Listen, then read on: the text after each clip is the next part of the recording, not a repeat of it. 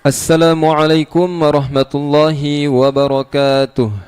Selamat malam para pendengar RRI Pro 1 Palembang dimanapun Anda berada. Kembali kita akan melanjutkan Tadarus Al-Quran bersama Santri Ahlul Quran Sumatera Selatan. Pada malam ini, Tadarus Al-Quran akan dimulai pada surah At-Taubah ayat ke-94. Sebelum kita melanjutkan Tadarus Al-Quran, marilah kita bertawassul terlebih dahulu kepada guru-guru kita.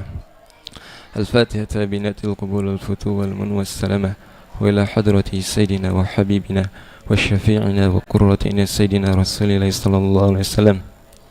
wa alihi wa azwajihi wa alil baitihi summa ila jamil awliya wal ulama wa syuhada wa salihin khususan ila hadrati Sayyidina Syekh Ki Ahmad Danci min Kahdanci. Bisiril Fatihah. A'udzu billahi minasy syaithanir rajim. Bismillahirrahmanirrahim. Alhamdulillahi rabbil alamin. Ar-Rahmanir Rahim. Maliki yaumiddin. Iyyaka na'budu wa iyyaka nasta'in. Ihdinas siratal mustaqim. Siratal ladzina an'amta 'alaihim ghairil maghdubi 'alaihim waladdallin. Amin. Rabbighfirli wa liwalidayya wa lil mu'minina amin. Ya Rabbal Alamin. Ya'tadhiruna ilaykum idha raja'tum ilayhim. Qul la ta'tadhiru lan nu'mina lakum qad nabba'ana Allahu min akhbarikum wa sayarallahu 'amalakum wa rasuluhu وسيرى الله عملكم ورسوله ثم تردون إلى عالم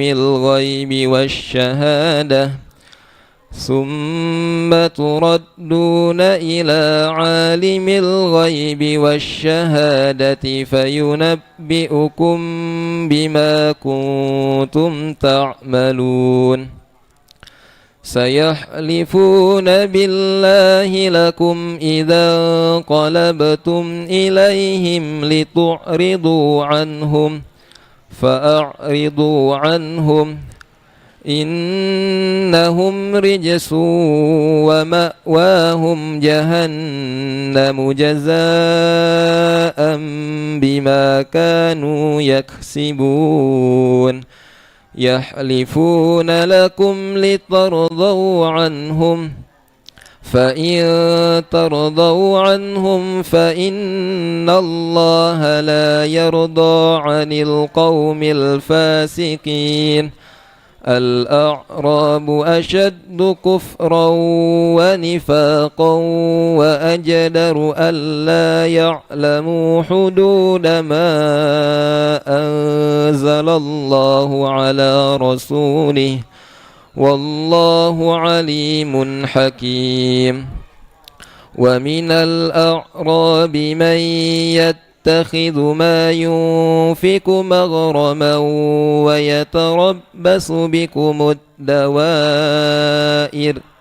عليهم دائرة السوء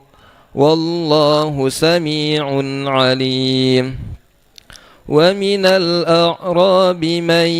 يؤمن بالله واليوم الآخر ويتخذ ما ينفق قربات عند الله وصلوات الرسول ألا إنها قربة لهم سيدخلهم الله في رحمته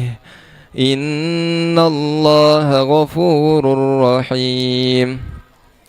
والسابقون الأولون من المهاجرين والأنصار والذين اتبعوهم بإحسان رضي الله عنهم ورضوا عنه وأعد لهم جنات تجري تحتها الأنهار خالدين فيها أبدا ذلك الفوز العظيم.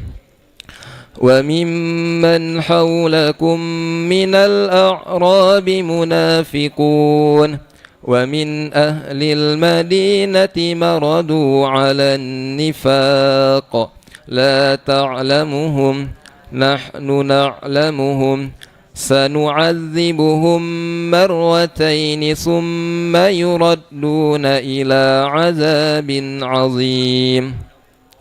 وآخرون اعترفوا بذنوبهم خلطوا عملا صالحا وآخر سيئا عسى الله أن يتوب عليهم إن الله غفور رحيم. خذ من أموالهم صدقة تطهرهم وتزكيهم بها وصل عليهم إن صلاتك سكن لهم والله سميع عليم. ألم يعلموا أن الله هو يقبل التوبة عن عباده ويأخذ الصدقات وأن الله هو التواب الرحيم. وقل اعملوا فسيرى الله عملكم ورسوله والمؤمنون وستردون إلى عالم الغيب والشهادة فينبئكم بما كنتم تعملون. وآخرون مرجون لأمر الله إما يعذبهم وإما يتوب عليهم والله عليم حكيم. والذين اتخذوا مسجدا ضرارا وكفرا وتفريقا بين المؤمنين وإرصادا لمن حارب الله ورسوله من قبل وليحلفن إن أردنا إلا الحسنى والله يشهد إنهم لكاذبون. لا تقم فيه أبدا لمسجد أسس على التقوى من أول يوم أحق أن تقوم فيه رجال يحبون أن يتطهروا والله يحب المطهرين. أفمن أسس بنيانه على تقوى من الله ورضوان خير أم من أسس بنيانه على شفا جرف هار فانهار به في نار جهنم والله لا يهدي القوم الظالمين. لا يزال بنيانهم الذي بنوا ريبة في قلوبهم إلا أن تقطع قلوبهم والله عليم حكيم. إن الله اشترى من المؤمنين أنفسهم وأموالهم بأن لهم الجنة يقاتلون في سبيل الله فيقتلون ويقتلون وعدا عليه حقا في التوراة والإنجيل والقرآن ومن أوفى بعهده من الله فاستبشروا ببيعكم الذي بايعتم به وذلك هو الفوز العظيم. التائبون العابدون الحامدون السائحون الراكعون الساجدون الآمرون بالمعروف والناهون عن المنكر والحافظون لحدود الله وبشر المؤمنين. ما كان للنبي والذين آمنوا أن يستغفروا للمشركين ولو كانوا أولي قربى من بعد ما تبين لهم أنهم أصحاب الجحيم. وما كان استغفار إبراهيم لأبيه إلا عن موعدة وعدها إياه فلما تبين له أنه عدو لله تبرأ منه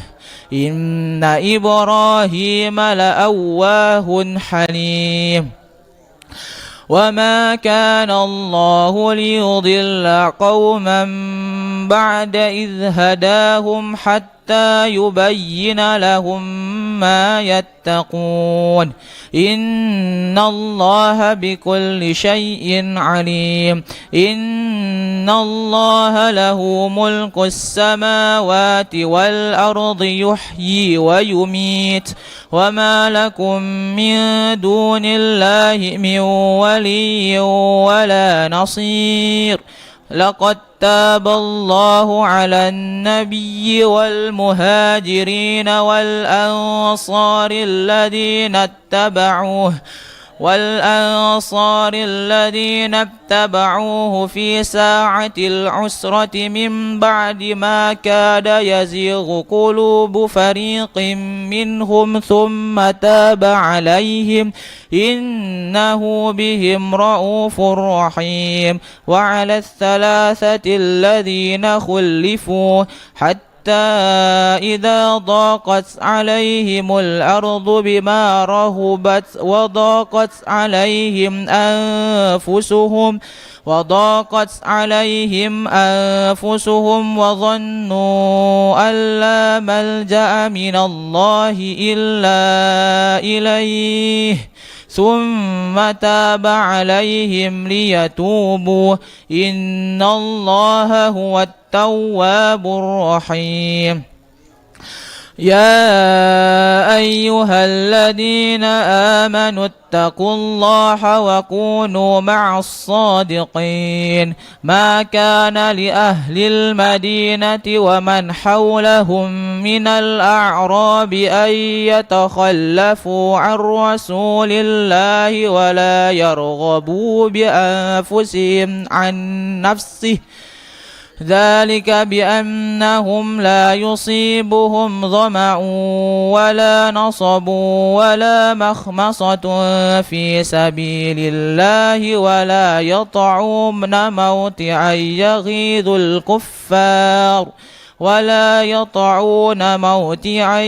يغيظ الكفار ولا ينالون من عدو نيلا إلا كتب لهم به عمل صالح إن الله لا يضيع أجر المحسنين. ولا ينفقون نفقة صغيرة ولا كبيرة ولا يقطعون واديا إلا كتب لهم ليجزيهم الله أحسن ما كانوا يعملون. وما كان المؤمنون لينفروا كافة فلولا نفر من كل فرقة منهم طائفة ليتفقهوا في الدين ولينذروا قومهم إذا رجعوا إليهم لعلهم يحذرون. يا أيها الذين آمنوا قاتلوا الذين يلونكم من الكفار وليجدوا فيكم غلظة واعلموا أن الله مع المتقين. وإذا ما أنزلت سورة فمنهم من يقول أيكم زادته هذه إيمانا فأما الذين آمنوا فزادتهم إيمانا وهم يستبشرون وأما الذين في قلوبهم مرض فزادتهم رجسا إلى رجسهم وماتوا وهم كافرون أولا يرون أنهم يفتنون في كل عام مرة أو مرتين ثم لا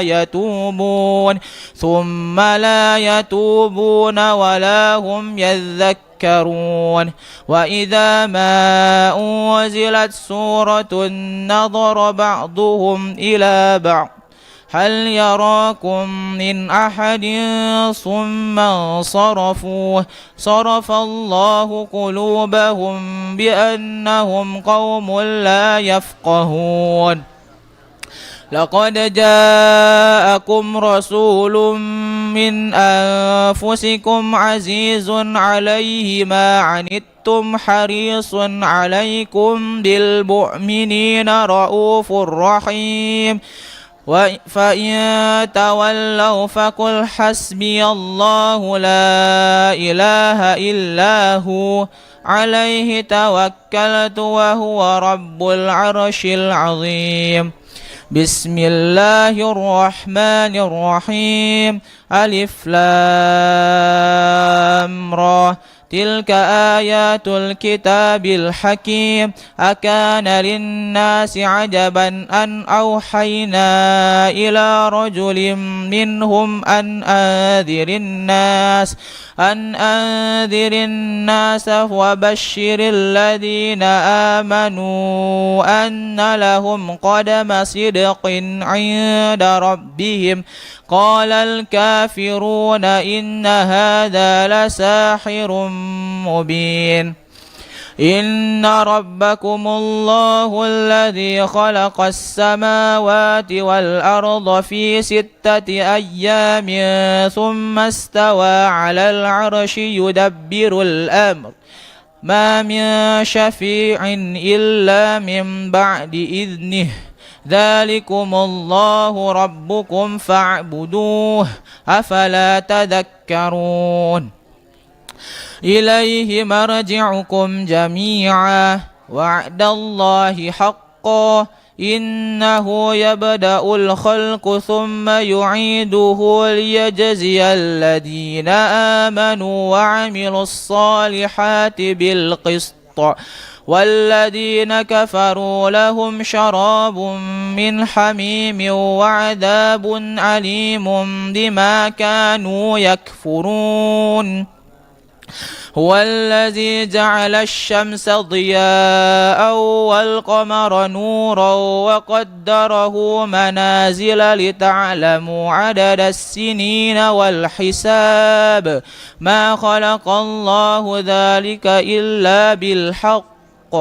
يفصل الآيات لقوم يعلمون. إن في اختلاف الليل والنهار وما خلق الله في السماوات والأرض لآيات لقوم يتقون.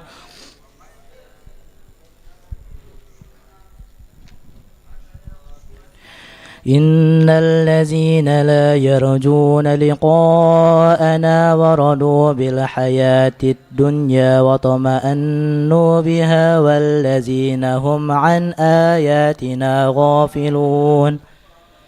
أولئك مأواهم النار بما كانوا يكسبون.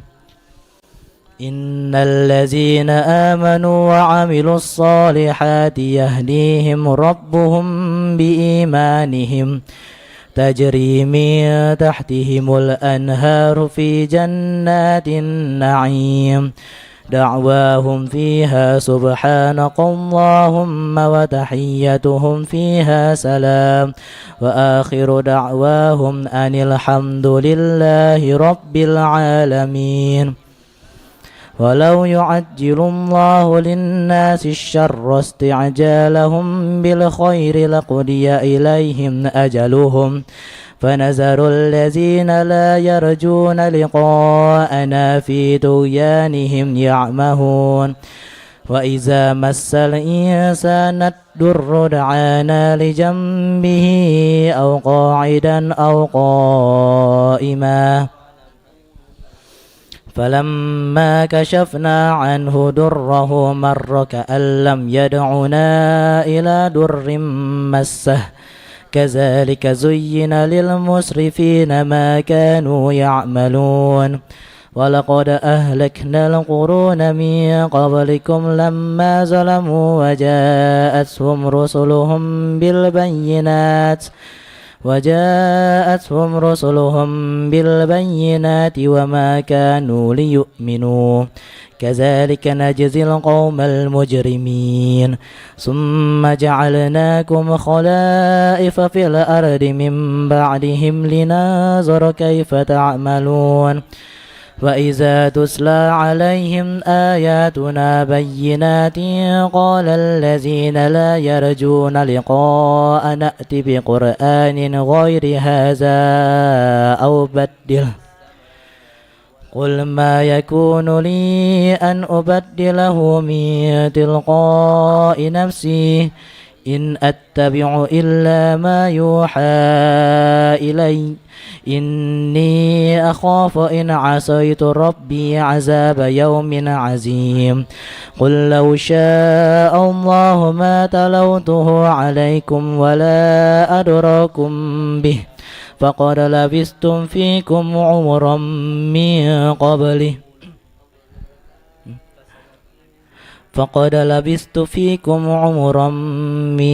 قبله أفلا تعقلون. فمن أظلم ممن افترى على الله كذبا أو كذب بآياته إنه لا يفلح المجرمون. ويعبدون من دون الله ما لا يضرهم ولا ينفعهم ويقولون هؤلاء شفعاؤنا عند الله قل أتنبئون الله بما لا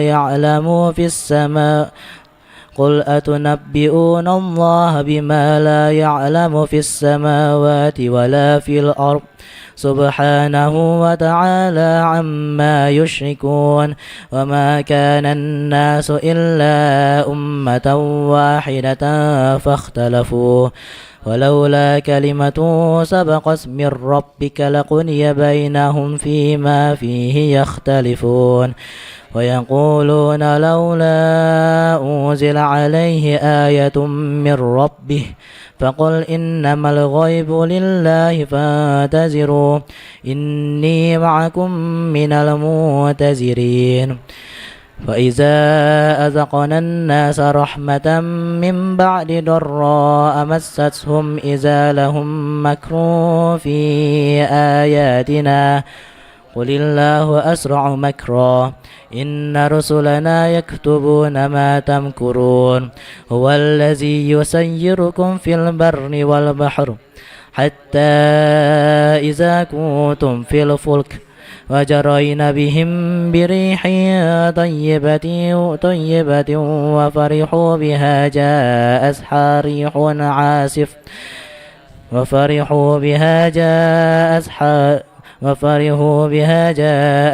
ريح عاصف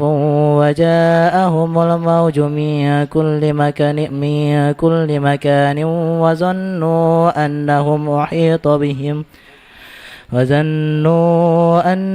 أحيط بهم دعوا الله مخلصين له الدين لئن أنجيتنا من هذه لنكونن من الشاكرين. فلما أنجاهم إذا هم يبغون في الأرض بغير الحق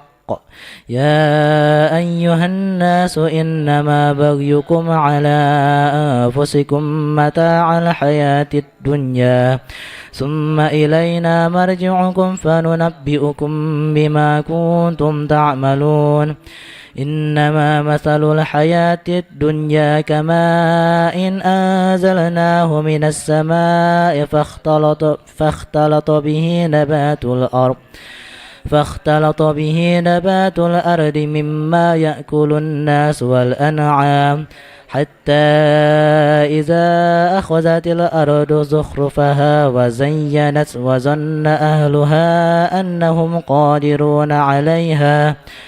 أنهم قادرون عليها أتاها أمرنا ليلا أو نهارا فجعلناها حسيدا كأن لم تغن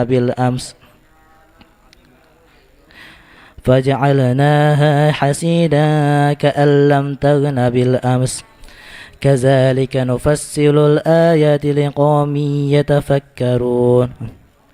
كذلك نفصل الآيات لقوم يتفكرون والله يدعو إلى دار السلام ويهدي من يشاء إلى صراط مستقيم للذين أحسنوا الحسنى وزيادة ولا يرهق وجوههم قطر ولا ذلة أولئك أصحاب الجنة هم فيها خالدون والذين كسبوا السيئات جزاء السيئة بمثلها وترهقهم ذلة ما لهم من الله من عاصم كأنما أغشيت وجوههم قطعا من الليل مظلما أولئك أصحاب النار هم فيها خالدون ويوم نحشرهم جميعا ثم نقول للذين أشركوا مكانكم أنتم وشركاؤكم فزيلنا بينهم وقال شركاؤهم ما كنتم إيانا تعبدون فكفى بالله شهيدا بيننا وبينكم إن كنا عن عبادتكم لغافلين هنالك تبلو كل نفس ما أسلفت وردوا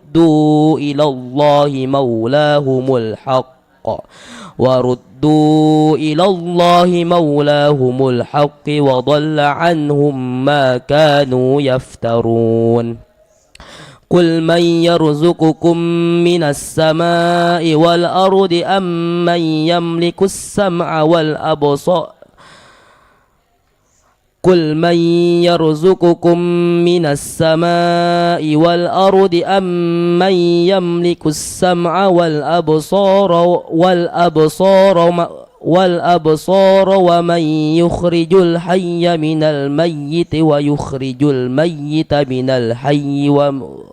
من الحي ومن يدبر الأمر فسيقولون الله فقل أفلا تتقون فذلكم الله ربكم الحق فماذا بعد الحق إلا الضلال فأنى تصرفون كذلك حقت كلمة ربك على الذين فسقوا أنهم لا يؤمنون.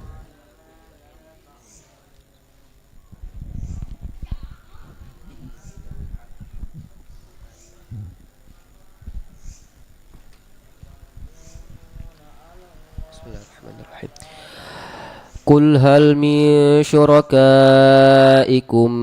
من يبدأ الخلق ثم يعيده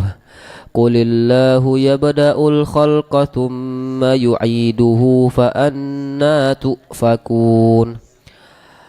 قل هل من شركائكم من يهدي إلى الحق قل الله يهدي للحق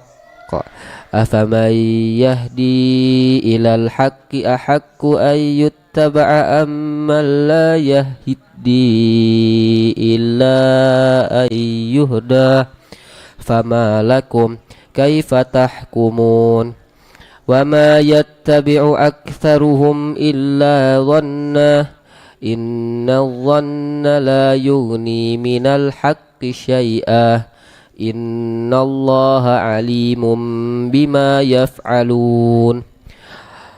وما كان هذا القرآن أن يفترى من دون الله ولكن تصديق الذي بين يديه وتفصيل الكتاب لا ريب فيه من رب العالمين أم يقولون افتراه قل فأتوا بسورة مثله وادعوا من استطعتم من دون الله إن كنتم صادقين بل كذبوا بما لم يحيطوا بعلمه ولما يأتهم تأويله كذلك كذب الذين من قبلهم فانظر كيف كان عاقبة الظالمين ومنهم من يؤمن به ومنهم من لا يؤمن به وربك أعلم بالمفسدين وإن كذبوك فقل لي عملي ولكم عملكم أنتم بريئون مما أعمل وأنا بريء مما تعملون ومنهم من يستمعون إليك أفأنت تسمع الصم ولو كانوا لا يعقلون ومنهم من ينظر إليك أفأنت تهدي العمي ولو كانوا لا يبصرون إن الله لا يظلم الناس شيئا ولكن الناس أنفسهم يظلمون ويوم يحشرهم كأن لم يلبثوا إلا ساعة من النهار يتبارفون بينهم قد خسر الذين كذبوا بلقاء الله وما كادوا مهتدين وإما نرينك بعض الذي نعدهم أو نتوفينك فإلينا مرجعهم ثم الله يشهد على ما يفعلون ولكل أمة رسول فإذا جاء رسولهم قضي بينهم بالقسط وهم لا يظلمون ويقولون متى هذا الوعد إن كنتم صادقين قل لا أملك لنفسي ضرا ولا نفعا إلا ما شاء الله لكل أمة أجل إذا جاء أجلهم فلا يستأخرون ساعة ولا يستقدمون قل أرأيتم إن أتاكم عذابه بياتا أو نهارا ماذا يستعجل منه المجرمون أثم إذا ما وقع وأمنتم به الآن وقد كنتم به تستعجلون ثم قيل للذين ظلموا ذوقوا عذاب الخلد هل تجزون إلا بما كنتم تكسبون ويستنبئونك أحق هو قل إي وربي إنه لحق وما أنتم بمعجزين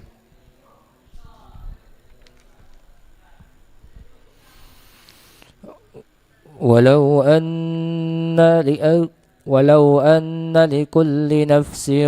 ظلمت ما في الأرض لافتدت به وأسروا الندامة لما رأوا العذاب وقضي بينهم بالقسط وهم لا يظلمون ألا إن لله ما في السماوات والأرض ألا إن وعد الله حق ولكن أكثرهم لا يعلمون هو يحيي ويميت وإليه ترجعون يا أيها الناس قد جاءتكم موعظة من ربكم وشفاء لما في الصدور وهدى ورحمة للمؤمنين قل بفضل الله وبرحمته فبذلك فليفرحوا هو خير مما يجمعون قل أرأيتم ما أنزل الله لكم من رزق فجعلتم منه حراما وحلالا قل الله أذن لكم أم على الله تفترون وما ظن الذين يفترون على الله الكذب يوم القيامة إن الله لذو فضل على الناس ولكن أكثرهم لا يشكرون وما تكون في شأن وما تتلو منه من قرآن ولا تعملون من عمل إلا كنا عليكم شهودا إذ تفيضون فيه وما يعزب عن ربك من مثقال ذرة في الأرض ولا في السماء ولا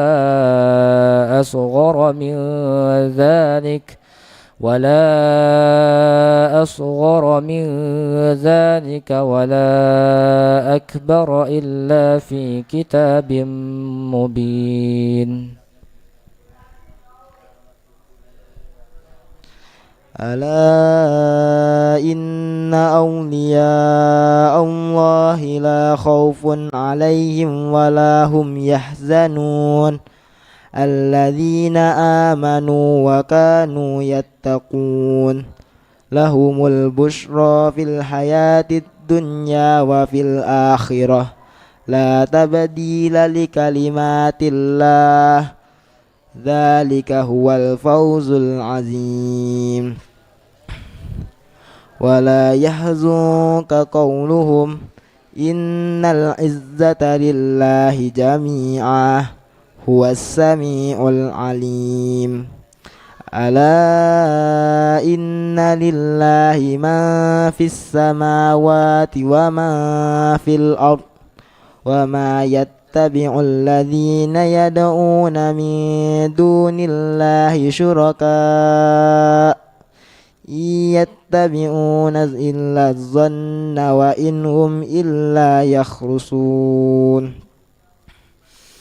هو الذي جعل لكم الليل لتسكنوا فيه والنهار مبصرا إن في ذلك لآيات لقوم يسمعون قالوا اتخذ الله ولدا سبحانه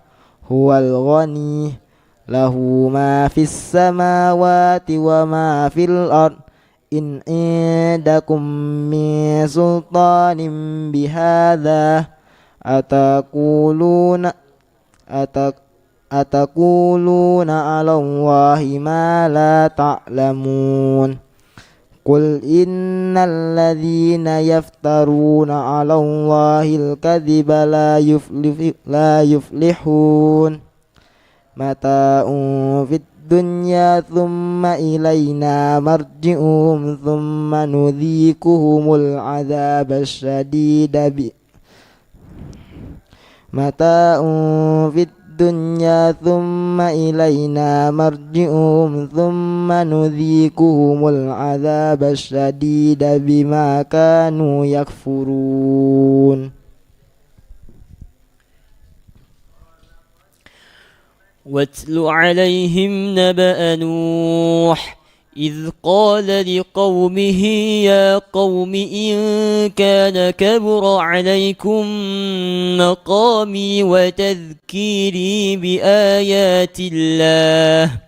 وتذكيري بآيات الله فعلى الله توكلت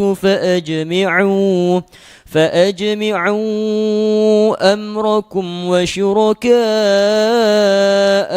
ثم لا يكن أمركم عليكم غمة ثم قضوا إلي ولا تنظرون فإن توليتم فما سألتكم من أجر إن أجري إلا على الله وأمرت أن أكون من المسلمين فكذبوه فنجيناه ومن معه في الفلك وجعلناهم خلائف وأغرقنا الذين كذبوا بآياتنا فانظر كيف كان عاقبة المنذرين ثم بعثنا من بعده رسلا إلى قومهم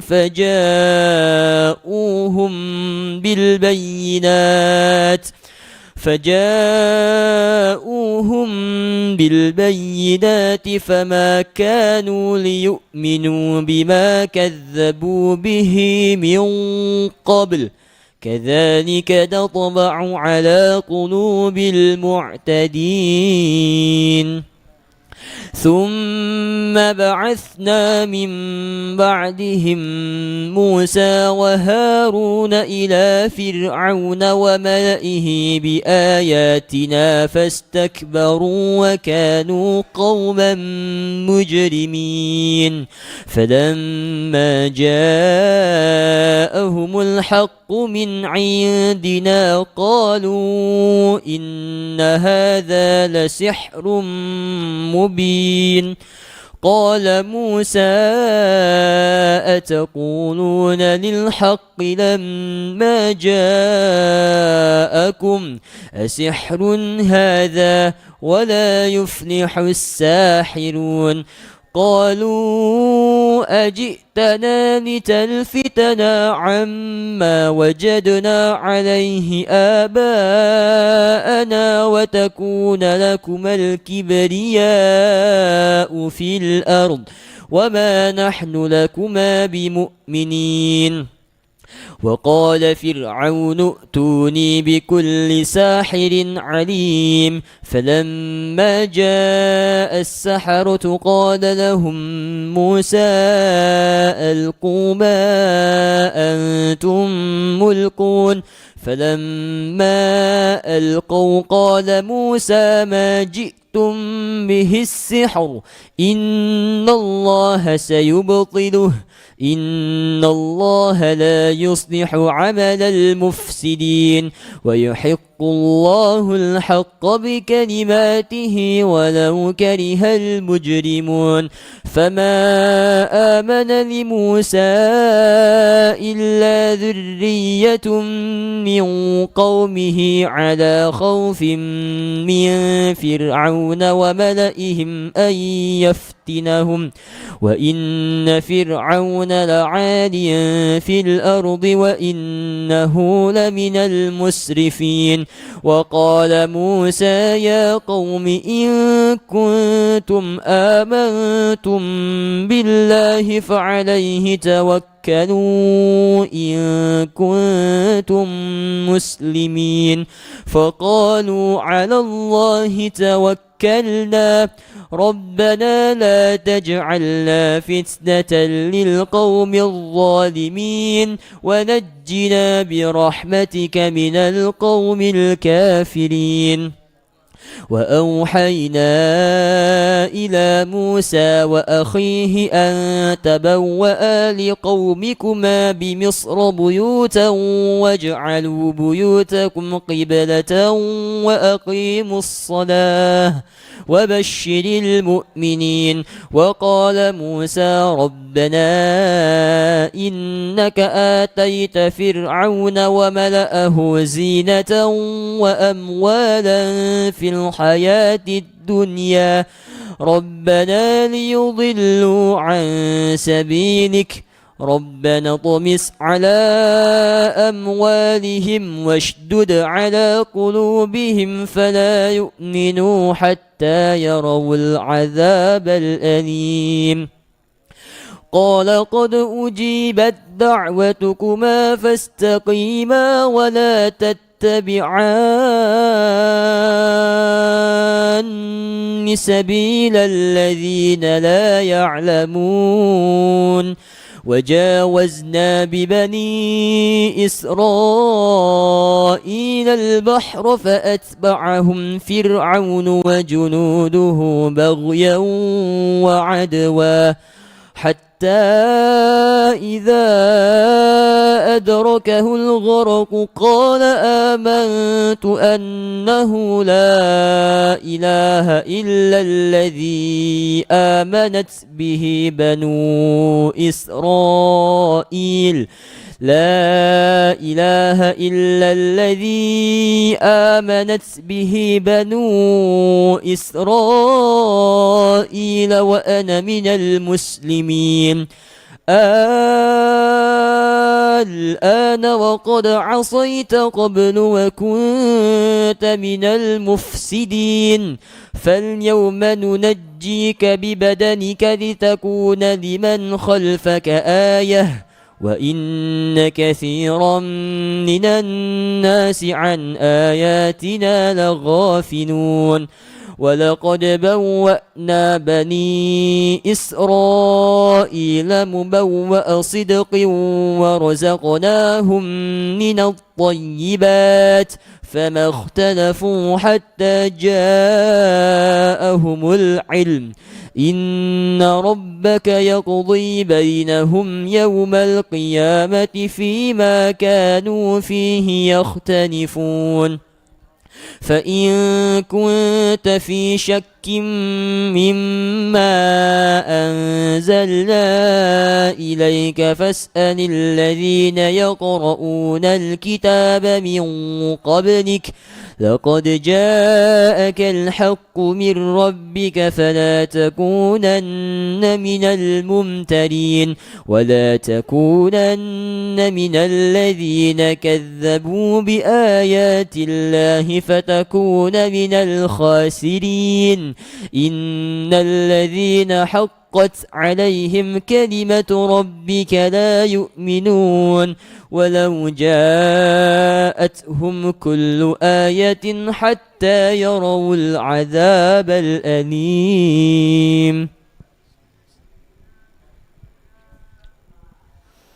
فلولا كانت قرية آمنت فنفعها إيمانها إلا قوم يونس لما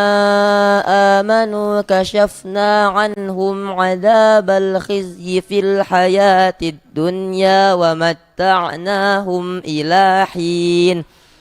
ولو شاء ربك لآمن من في الأرض كلهم جميعا أفأنت تكره الناس حتى يكونوا مؤمنين وما كان لنفس أن تؤمن إلا بإذن الله ويجعل الرجس على الذين لا يعقلون قل انظروا ماذا في السماوات والأرض وما تغني الآيات والنذر عن قوم لا يؤمنون فهل ينتظرون إلا مثل أيام الذين خلوا من قبلهم قل فانتظروا إني معكم من المنتظرين ثم ننجي رسلنا والذين آمنوا كذلك حقا علينا ننجي المؤمنين قل يا أيها الناس إن كنتم في شك من ديني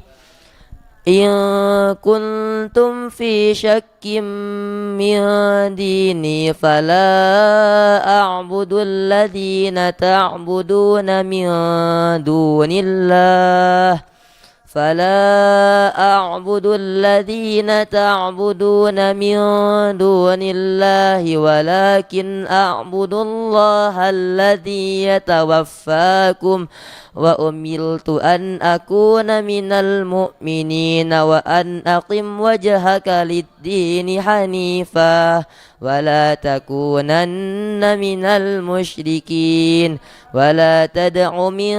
دون الله ما لا ينفعك ولا يضرك فإن فعلت فإنك إذا من الظالمين وإن يمسسك الله بضر فلا كاشف له إلا هو وإن يردك بخير فلا راد لفضله يصيب به من يشاء من عباده وهو الغفور الرحيم قل يا أيها الناس قد جاءكم الحق من ربكم فمن اهتدى فإنما يهتدي لنفسه ومن ضل فإنما يضل عليها وما أنا عليكم بوكيل واتبع ما يوحى إليك واصبر حتى يحكم الله وهو خير الحاكمين بسم الله الرحمن الرحيم ألف لام را كتاب أحكمت آياته ثم فصلت من لدن حكيم خبير ألا تعبدوا إلا الله إنني لكم منه نذير وبشير وأن استغفروا ربكم ثم توبوا إليه يمتعكم متاعا حسنا إلى أجل مسمى ويؤتي كل ذي فضل فضله وإن تولوا فإني أخاف عليكم عذاب يوم كبير إلى الله مرجعكم وهو على كل شيء قدير ألا إنهم يثنون صدورهم ليستخفوا منه ألا حين يستغشون ثيابهم يعلم ما يسرون وما يعلنون إنه عليم بذات الصدور صدق الله العظيم اللهم ارحمنا بالقرآن هو لنا إماما ونورا وهدى ورحمة اللهم ذكرنا منه ما نسينا وعلمنا منه ما جهلنا وارزقنا تلاوته آناء الليل وأطراف النهار واجعله لنا حجة يا رب العالمين. Alhamdulillah telah selesai kegiatan tadarus Al-Quran kita pada malam hari ini, malam tanggal 10 Maret 2025 Masehi atau yang bertepatan dengan tanggal 11 Ramadan 1446 Hijriah. Kami santri dari Pondok Pesantren Ahlul Quran mengucapkan terima kasih atas kebersamaan pemirsa sekalian. Kami kembalikan ke studio, kami tutup. Wassalamualaikum warahmatullahi wabarakatuh. Wassalamualaikum warahmatullahi wabarakatuh.